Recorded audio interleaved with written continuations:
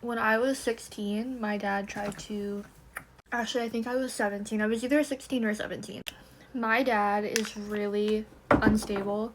If he didn't have weed, it was just a matter of time before he did something unforgivable. I learned really early on when my dad was in a good mood based on how he walked up the stairs, how he shut the door, how he opened cupboards. Literally every single little thing, I could tell what kind of mood he was in, and when I should speak and when I shouldn't speak.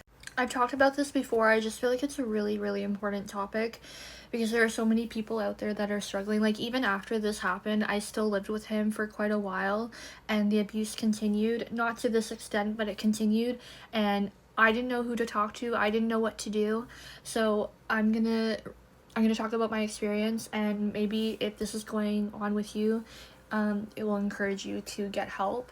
I'm gonna also like give some resources and stuff too, and just to know like you're not alone. So this was not the first time that he physically abused me. This is just the first time that he took it to this level.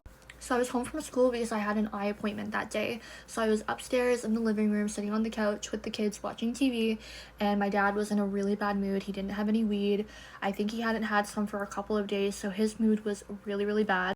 So my dad comes up the stairs and he looks over at me and he's like, "What did you say?" And I didn't say anything. So I was like, "I didn't say anything." He's like, "I know you said something. What did you say?" And then he rushes over to me and I'm like, "I didn't say anything." And then he grabs me by my face like this. He's like, "What did you say?" And like keeps screaming at me, asking me what I said, among other things that I don't even remember. And then he's spitting in my face, and I remember saying, "I didn't say anything, I swear."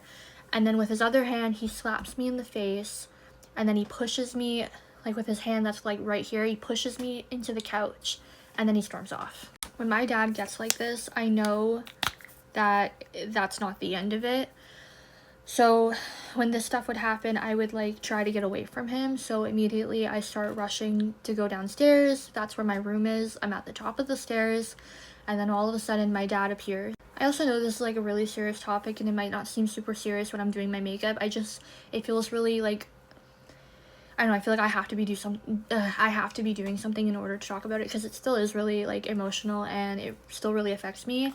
So I'm not trying to like make light of it by like doing my makeup while I talk about it because it is a really serious event.